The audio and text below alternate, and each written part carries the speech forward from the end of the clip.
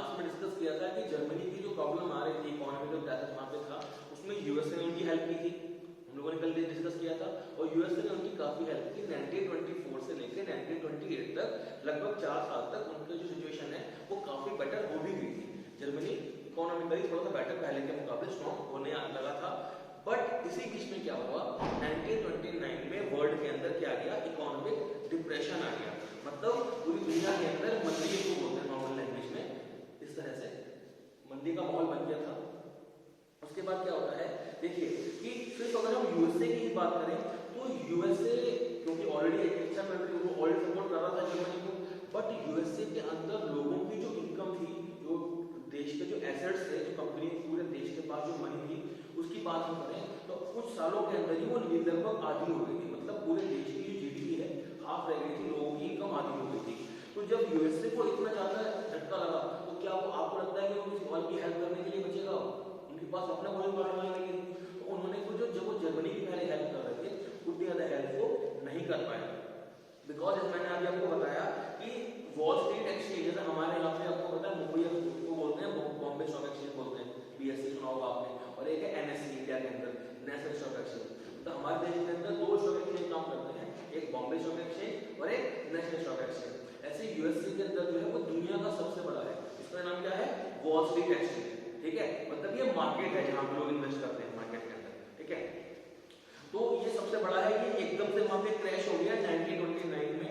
बताते हैं कि एक अकेले दिन के अंदर 24 अक्टूबर को 13 मिलियन शेयर्स लोगों ने बेच दिए थे, यानी कि 13 मिलियन मतलब 1 करोड़ 30 लाख कितना हुआ, 1 करोड़ 30 लाख के आसपास 1 करोड़ 30 लाख शेयर। इतने रुपए के नहीं, इससे ज्यादा कीमत तो होगी शेयर की और शुगर के उसके हिसाब से। तो 13 मिलियन शेयर लोगों ने एक दिन में बेच दिए। जब इतना बड़ा ऐसा कुछ होता है तो इससे क्या आता है, इकोनॉमी के अंदर इकोनॉमिक डिप्रेशन आ जाता है। और आने वाले अगले 3 सालों तक 1929 से 1932 तक जो नेशनल इनकम थी यूएसए की वो लगभग हाफ हो गई थी। मैंने अभी आपको बताया हाफ हो गई थी। फैक्ट्रीज बंद हो गई, एक्सपोर्ट बिल्कुल खत्म होने के कगार पे आ गया। फॉर्मर्स को बहुत ज्यादा इससे फर्क पड़ा, बिकॉज उनके जो ग्रेन्स थे उनकी जो वैल्यू थी वो कॉस्ट भी बहुत कम हो गई। ठीक है, तो इसकी वजह से क्या होने लगा कि जो लोग थे जिनका मार्केट में पैसा था वो इस डर से और पैसा बाहर निकालने लगे। जब क्या होता है, एक बार मंदी का दौर आता है तो लोग बहुत ज्यादा डर जाते हैं, जो पहले पैसे नहीं निकाल रहे होते वो पूरी करनी शुरू कर देते हैं। वर्ल्ड के अंदर जो इकोनॉमी है वो क्रैश हो गई, यूएसए को इससे बहुत ज्यादा नुकसान पहुंचा। ठीक है, इसके बाद जब देखते हैं कि जो जर्मनी इकोनॉमी है वो भी इससे बहुत ज्यादा इसके लपेट में आ गई, बिकॉज जर्मनी को सपोर्ट यूएसए कर रहा था, यूएसए को बहुत ज्यादा परेशान हुआ कि उनका सपोर्ट उतना ज्यादा नहीं मिला। तो ऐसे में जो जर्मनी का जो इंडस्ट्रियल प्रोडक्शन था 40% तक घट के रह गया। ठीक है, वर्कर्स में उनकी जॉब चली गई, उनको सैलरी जो मिल रही थी वो सैलरी मिलनी कम हो गई। इसके बाद जो अनएम्प्लॉयमेंट है वो बढ़ने लगी, बिकॉज ऐसे में क्या होता है, जब एक कंपनी की ओवरऑल इनकम कम होती है तो वो क्या कोशिश करती है कि अपने एम्प्लॉइज का नंबर कम कर दे, है ना, एम्प्लॉइज कम करते हैं, कम सैलरी देनी पड़े। ऐसा बहुत बार आपको सुना होगा कि जब भी कोई प्रॉब्लम आती है तो एम्प्लॉइज को जॉब से निकाल दिया जाता है। तो आप लोगों ने एमएनसीज हैं बड़ी बड़ी, उन्होंने बहुत समय पहले ऐसा कई बार किया है कि बहुत सारे एम्प्लॉइज को एक साथ जॉब से बाहर निकाल दिया, बिकॉज उनको एक्सपेंस जो उठाना, उनको सैलरी देना कंपनी उसको अफोर्ड नहीं कर पा रही। ऐसा वहां किया गया। तो यहाँ पे बताते हैं कि जर्मनी के अंदर जो यूथ था, जो एजुकेटेड यूथ था, जो वर्किंग लेबर फोर्स था, वो बिल्कुल बेरोजगार हो चुका था। और आप सड़कों पे लोगों को घूमते हुए देख सकते थे जिनके गले में तख्ती पड़ी होती थी, एक तरह का साइन बोर्ड पड़ा होता था, लिखा होता था will to do any work, कोई भी काम करा लो, हमें बस काम चाहिए, जो कहोगे वो काम करने को तैयार है, मजदूरी करने को तैयार है। एजुकेटेड लोगों का ये बोल वहां पे ये हालत होती थी जर्मनी के अंदर, इतनी बुरी हालत वहां पे बन चुकी थी। ठीक है, चलिए, तो जो अनएम्प्लॉयड यूथ था, यहाँ पे लोगों के पास काम नहीं था, बैठ के वो कोई कार्ड्स खेल रहा है, कोई कुछ गेम खेल रहा है, बिकॉज उनके पास कुछ करने के लिए काम था ही नहीं। तो बहुत ज्यादा प्रॉब्लम थी लोगों के पास, क्योंकि काम नहीं था। तो वो जो ऑफिस होते हैं जहाँ पे लोगों को जॉब मिलती है ना, उन ऑफिस में सामने लोग लाइन लगा रहे थे कि हमें काम चाहिए, हमें काम चाहिए, लेकिन जॉब जो थी मार्केट से पूरी तरह से खत्म हो चुकी थी। इस वजह से जब कहीं किसी जगह पे जॉब नहीं होती है, उस कंट्री में क्या होता है, बहुत ज्यादा जो लोग इसकी तरफ चले जाते हैं, एक्टिविटीज कर लेते हैं, illegal activities. For example drugs smuggling करने लगेंगे, चोरी करने लगेंगे, है ना, किसी को फोर्सफुली चेन स्नैचिंग करने लगेंगे। तो जब लोगों के पास जॉब नहीं होती, वही लोग काम करते हैं ना। कोई भी चोर या वगैरह हमेशा कौन होते हैं, गरीब लोग होते हैं, जिनके पास कोई काम नहीं होता। जिसके पास रिसोर्स है वो चोरी क्यों करेगा, है है ना। चोरी इन द सेंस यहाँ पे हम बात कर रहे हैं नॉर्मल चोरी की। अमीर लोग क्या चोरी करते हैं, बड़ी चोरी करते हैं, वो जो हम बात करते हैं कपड़े बढ़ाने वाले। यहाँ पे हम बात कर रहे हैं नॉर्मल चीजें, चेन स्नैचिंग, मार पीटना किसी को, उसका पर्स चोरी कर लेना, ये सब काम गरीब लोग करते हैं। तो जब वहाँ पे अनएम्प्लॉयमेंट बहुत ज्यादा बढ़ गई तो इस तरह की जो घटनाएं जर्मनी के अंदर बहुत ज्यादा आम हो गई थी। इकोनॉमिक क्राइसिस की वजह से लोगों के अंदर एंजाइटी आ गई, फियर आ गया, लोगों को घबराहट करने लगी, लोग बहुत ज्यादा परेशान होने लगे।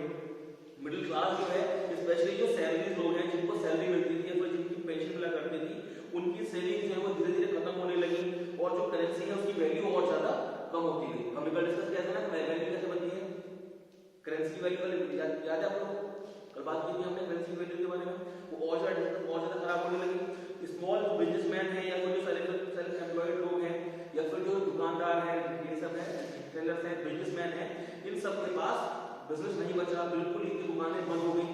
बहुत ज्यादा लोगों ने अपनी दुकानें बंद कर दी और यहाँ पर लोगों के अंदर एक इस तरह की प्रॉब्लम आ गई थी कि एक क्या होता है कि मार्केट के अंदर आप देखेंगे सोसाइटी के अंदर एक वर्ग होता है जो अच्छा वेल टू वर्ग होता है। वेल मतलब कि उनकी अच्छी खासी अपनी शॉप है, अच्छा खासा बिजनेस है, तो वो अपने आप को नॉर्मल गरीब लोगों से अलग रखते हैं, है ना, एक अपना एक ऑरा बना के रखते हैं। बट ये सिचुएशन आ गई थी कि उन लोगों को अब ये डर सताने लगा था कहीं हम लेबर क्लास में ना चले जाएं। बिकॉज एक बार आप एक अच्छी फैमिली में आप आ गए हैं, एक अच्छी सोसाइटी में आप बैठने लगे हैं, उसके बाद अगर आपको वापस से लेबर क्लास में जाना पड़े तो लोगों को बहुत ज्यादा फील होता है। तो उनके अंदर इस बात का एक डर पैदा हो गया था जहाँ पे जर्मनी के लोगों के अंदर कि हमें दोबारा से अब लेबर क्लास में जाना पड़ेगा। ठीक है, तो इस तरह के प्रॉब्लम से क्या होता है, बहुत ज्यादा जो पूरा का पूरा ह्यूमन रिपब्लिक जो हमने कल से बात की है, पूरा रिपब्लिक था, ये पूरी तरह से फ्रेजाइल हो चुका था, बिल्कुल नया था। यहाँ पे जो कॉन्स्टिट्यूशन है, इनके कॉन्स्टिट्यूशन के अंदर भी बहुत सारे बिल्कुल जो कि नया था, तो नई चीज के अंदर बहुत सारे फ्लॉज होते हैं, ड्रॉबैक्स होते हैं, है ना। तो उस समय पे इसके अंदर बहुत सारे ड्रॉबैक्स थे, तो उसी का फायदा उठा के जो बहुत सारे चेंजेस है वहां पे किए गए। वहां पे बार बार जो मंत्री हैं, जो कैबिनेट है, जो गवर्नमेंट है, वो बदलती रही और अब बताते हैं कि इन 3 सालों के अंदर नियरली 20 टाइम्स ऐसा हुआ कि सरकार बदली गई, लगभग 20 बार। और जो एवरेज था उनका वो 239 डेज के आसपास का एवरेज था जो सरकार चलती थी, वरना सरकार बार बार गिर जाती थी। मतलब कोई वहां पे कोई चीज फिक्स नहीं हो पा रही थी और बिल्कुल भी जो डेमोक्रेटिक पार्लियामेंट्री सिस्टम था उसका से कोई सोल्यूशन निकलता दिखाई नहीं दे रहा था। लोगों को ये लगने लगा था कि कहीं ना कहीं जो आज की प्रॉब्लम जर्मनी की सिचुएशन इतनी वर्क हो चुकी है, इसके पीछे डेमोक्रेसी रीजन है। बिकॉज डेमोक्रेसी का बिल्कुल नया फॉर्म था गवर्नमेंट का, तो लोग उसको जिम्मेदार ठहराने लगे थे। इतना बात समझ में बेटा सब बच्चों को जर्मनी के अंदर कैसे प्रॉब्लम हुई थी। नेक्स्ट पॉइंट आता है आपका हिटलर्स राइज टू पावर, कि इसके बाद हिटलर को मौका मिला अपनी पावर में आने का, जर्मनी के अंदर अपना कंट्रोल करने का। कि जब ये इकोनॉमी की जो क्राइसिस चल रही थी बेटा, तो इस समय पे पॉलिटिक्स, सोसाइटी, ये सब बहुत ज्यादा उसमें थे, दिक्कत में थे, प्रॉब्लम में थे। तो अगर हम बात करें हिटलर की, तो उसका बर्थ हुआ था 1889 में, एग्जैक्टली मुझसे 100 साल पहले, मेरा 1989 में हुआ है, एग्जैक्टली 100 साल पहले। ठीक है, ऑस्ट्रिया एक कंट्री है, आप जानते हैं। ठीक है, तो हिटलर ने अपना जो यूथ है बहुत ज्यादा गरीब में बताया, बहुत कोई अच्छी रिच फैमिली से नहीं था। ठीक है, उसके बाद उन्होंने अपने आप को आर्मी में एनरोल कर लिया, आर्मी में जॉब मिल गई। उनको एक मैसेंजर की तरह भेजा जाता था, मतलब मैसेंजर जानते हैं कि वो एक आर्मी की एक टुकड़ी से कोई मैसेज उनको मिलता था, वो उसको लेके जाते थे और दूसरे जो भी उनका कमांडर होते थे उनको दिया करते थे। मतलब उनके आर्मी बेस से आर्मी तक, जहाँ पे आर्मी फ्रंट पे लड़ रही थी, उनके बीच में वो मैसेजेस फॉरवर्ड करने का काम किया करते थे। ये किसका काम था? हिटलर का काम था। एक स्टोरी फेमस है इनके बारे में कि फर्स्ट वर्ल्ड वॉर में सिपाही है ना, तो उस समय पे जब ये मैसेंजर का काम करते थे तो इनको एक ब्रिटिश सिपाही ने पकड़ लिया था रास्ते में कहीं, बट इनके पास कोई गन वगैरह नहीं थी, हिटलर के पास कोई गन नहीं थी। तो उसने इतने दया करते हुए जान से मारने छोड़ दिया था कि चल तेरे पास गन नहीं है, मैं तेरे को कुछ नहीं कहता। अगर ऐसा ना होता, अगर वो ब्रिटिश अधिकारी हो, जो ब्रिटिश सिपाही था, अगर वो इनको मार देता फॉर एग्जाम्पल हिटलर को, तो सेकंड वर्ल्ड वॉर ना होता। सेकंड वर्ल्ड वॉर तो इसकी वजह से, हिटलर की वजह से। तो एक छोटी छोटी चीजें इतना बड़ा इम्पैक्ट डालती है बैठे की तरफ, इमेजिन नहीं कर सकते। ठीक है, चलिए, तो जैसा कि हम लोग जानते हैं कि उसने आर्मी में रहकर बहुत अच्छे काम किए, मतलब अपने देश के लिए बहुत अच्छे तरीके से काम किया। उनको इसके लिए ब्रेवरी के लिए बहुत सारे जो मेडल्स हैं वो भी मिले।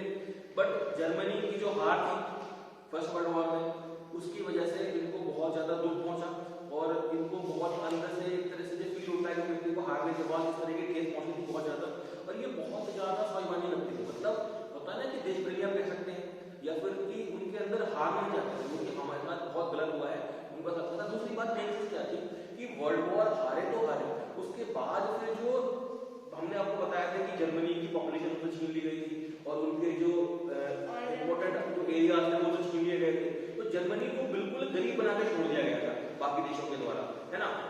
तो ये उनको बहुत बुरा लगा था कि हमारी बेइज्जती की गई एक तरह से हराने के बाद, तो वो इनके मन में एक बात घर कर गई थी बहुत ज्यादा। तो उन्होंने उसके बाद एक पॉलिटिकल पार्टी थी वहां पे, उन्होंने उसको ज्वाइन कर लिया, ठीक है, उसका नाम था जर्मन वर्कर्स पार्टी।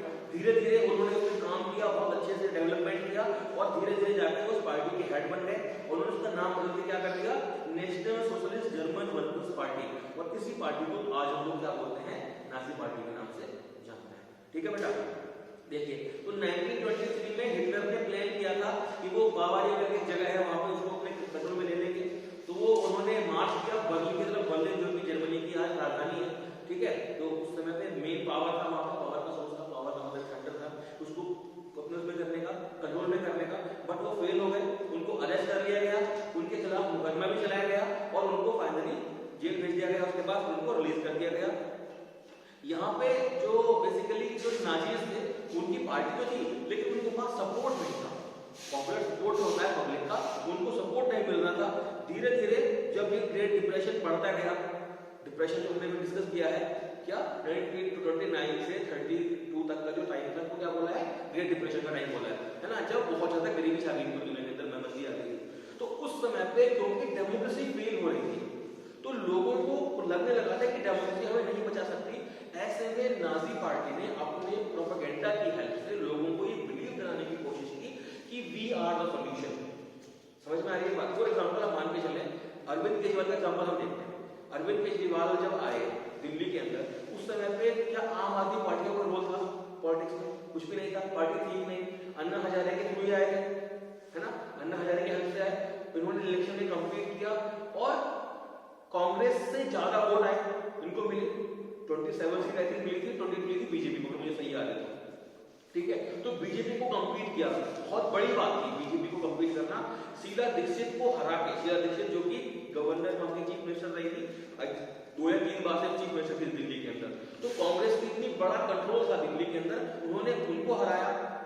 फिर बीजेपी के लगभग बराबर उनको सीट मिली और उन्होंने कांग्रेस के साथ मिलकर ही सरकार बनाई। सरकार ज्यादा दिन नहीं चल पाई क्योंकि कुछ मतभेद थे आपस में, उसकी वजह से। उसके बाद री इलेक्शन हुए 6 महीने बाद। री इलेक्शन में 80 में से आई थिंक 72 या कितनी सीट उनको मिली थी, या शायद कोई 70 सीट मिली थी, 65 की सीट, मुझे एक्चुअली याद नहीं कितना था। बहरहाल ये मान चलो कि 90% सीटें कौन ले गए, अकेले आम आदमी पार्टी। मतलब 1 साल के अंदर कितना बड़ा बूम आ गया, बिकॉज लोगों को ये लगने लगा था कि ये आदमी कुछ अलग कर सकता है, चेंज लाके दिखा सकता है, क्योंकि उन्होंने जो प्रॉमिसेस किए थे, जिस तरह से वादे किए थे। और दूसरी बात, अन्ना हजारे जैसे एक व्यक्ति का साथ जो लोग उनको दूसरा महात्मा गांधी के रूप में नहीं देखते थे उस समय पे, तो वो एक ना होता है ना कि फ्लो आ जाता है लोगों के साथ कि हाँ हमें इन्हीं को करना है, सब लोग साथ में आ जाते हैं। ऐसा ही हुआ था हिटलर के साथ में, बिकॉज हिटलर ने उस समय फायदा क्या उठाया इन चीजों का कि हम हैं आपका सेवियर। दूसरी बात, जब व्यक्ति बहुत ज्यादा परेशान होता है, आपको एक बेसिक एग्जांपल देता हूँ इस चीज के लिए मैं, कि आप चाहे कितना भी बिलीव ना करते हो धार्मिक चीजों में या अनुष्ठान वगैरह में कुछ भी, बट घर में कोई व्यक्ति बीमार है, हम लोग क्या बोलते हैं, दवाई से कुछ नहीं हो रहा तो क्या करो, किसी बाबा को दिखा लो, बोलते हैं लोग ऐसा, झाड़ फूक कराने वाला क्यों होता है। आप बिलीव ना करते हो चीजों के ऊपर, लेकिन लोग ऐसा करते हैं फिर भी, क्यों, कि शायद कुछ हो जाए, है ना। ठीक ऐसा ही लोगों ने बिलीव किया उन चीजों के ऊपर। देखिए, तो ऐसे में क्या होता है बेटा कि 1929 के बाद क्या होता है, जो बैंक्स वगैरह थे जो जर्मनी के अंदर, वो पूरी तरह से कोलैप्स हो गए थे, बिजनेसेस जो है वो खत्म हो गए थे, ठीक है, लोग बहुत बड़ी सिचुएशन में पड़े हुए थे, कुछ नहीं कर पा रहे थे। ऐसे में जो नाजी पार्टी है, उन्होंने अपना क्या शुरू किया, प्रोपेगेंडा शुरू किया। प्रोपेगेंडा का मतलब क्या होता है, किसी चीज को इस तरह से स्पेसिफिकली शो करना कि they are the best solution. जैसे कि आज एलिगेशन लगते हैं भाजपा के ऊपर कि मोदी जी लोगों से आके झूठ बोलते हैं, झूठ बोल बोल के अपने वोट लेते हैं, है ना, बोला जाता है ऐसा। तो उस तरह से बोला गया था हिटलर के बारे में कि वो प्रोपेगेंडा करते हैं, झूठ बोले या फिर लोगों को बढ़ा चढ़ा के बताएं ताकि लोग उनके साथ आए। तो जब फर्स्ट टाइम इलेक्शन में उन्होंने कंप्लीट किया तो उनको ओनली 2.6% वोट मिले थे, ओनली 2.6%, जो कि बहुत ज्यादा नहीं है स्टार्टिंग में। बट जब नेक्स्ट इलेक्शन हुए तो 1932 में वो सबसे बड़ी पार्टी बन चुके थे, उनको 37% वोट मिले थे। आपको मैंने बताया था ना कल भी बीजेपी के बारे में, कांग्रेस के बारे में, कि 30% के आसपास गवर्नमेंट आराम से बन जाते हैं, मिल जाते हैं।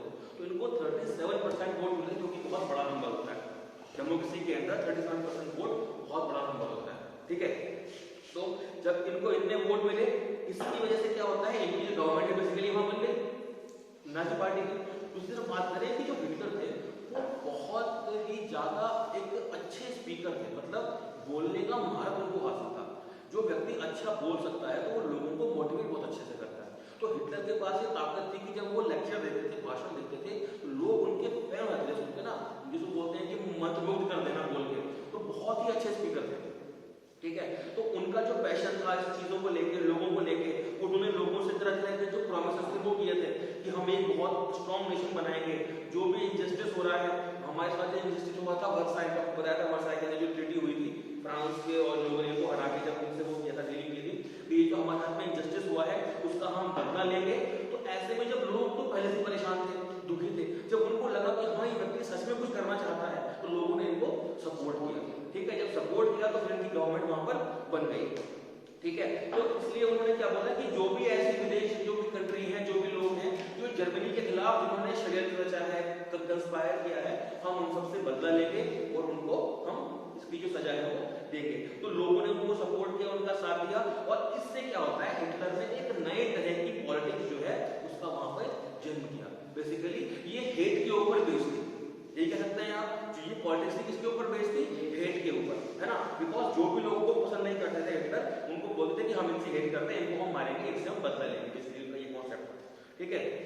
तो यहाँ पे उन्होंने जो रिचुअल्स हैं और जो मास लोगों का जो भी, मतलब मेजॉरिटी ऑफ द केस में जो मेजॉरिटी थी, उन्होंने मेजॉरिटी के बारे में सोचा, और जो माइनॉरिटी थी बेसिकली उन्होंने उसको इग्नोर किया, आप ये कह सकते हैं, ठीक है। माइनॉरिटी इन द सेंस कि जो वहां पे ज्यूज थे, जैसे हमने डिस्कस किया, उन्होंने उनको मारने की कोशिश की, आपको बताइए।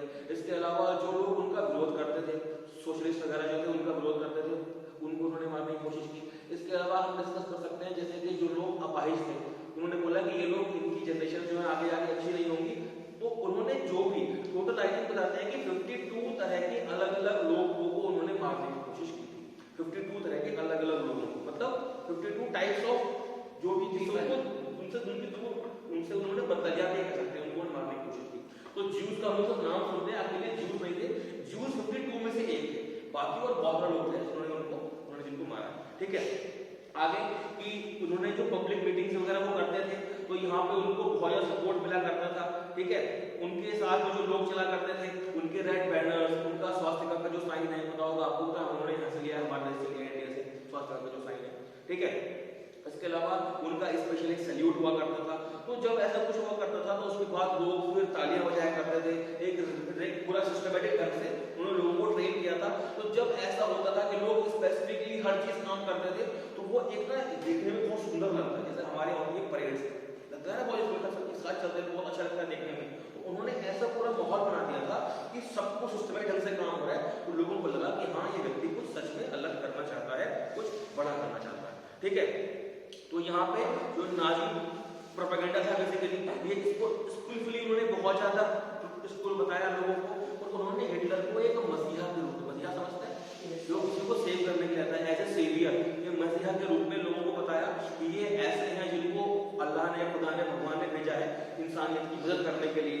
ऐसे तरह की बातें लोगों को बताई गई, और अनएजुकेटेड लोग जो होते हैं वो इन बातों में बहुत जल्दी आ जाते हैं, है ना, बहुत जल्दी आ जाते हैं। लोगों ने उनको माना कि हाँ सच में ऐसा कुछ करना चाह रहे हैं, तो लोगों ने उनको सपोर्ट किया, उनको वोट दिया, और फाइनली उनकी गवर्नमेंट बेसिकली वहां पे बन गई, ओके। और इस वजह से हम बोल सकते हैं कि एक जर्मनी के अंदर पूरा का पूरा एक नया सिस्टम जो है वो एस्टेब्लिश हो गया। आगे बताया द डिस्ट्रक्शन ऑफ डेमोक्रेसी। अब जब इनकी गवर्नमेंट बन गई, इनके कंट्रोल में सब कुछ आ गया, अब तक तो इनको पावर में आना था, अब तो पावर में आ गए ना। अब पावर में आने के बाद, बिकॉज जर्मनी के अंदर जो कॉन्स्टिट्यूशन था वो इतना स्ट्रॉन्ग तो था नहीं, नया नया कंट्री बना था, तो बहुत ज्यादा रूल्स रेगुलेशंस ऐसे थे जिनको मोल्ड ना किया जा सके। उसके बाद हिटलर ने क्या किया, जो भी रूल्स एंड रेगुलेशंस थे, जो भी कॉन्स्टिट्यूशन के अंदर नियम थे, उन्होंने उन चीजों को अपने अकॉर्डिंग मोल्ड करना शुरू किया, अपने हिसाब से चेंज करना शुरू किया।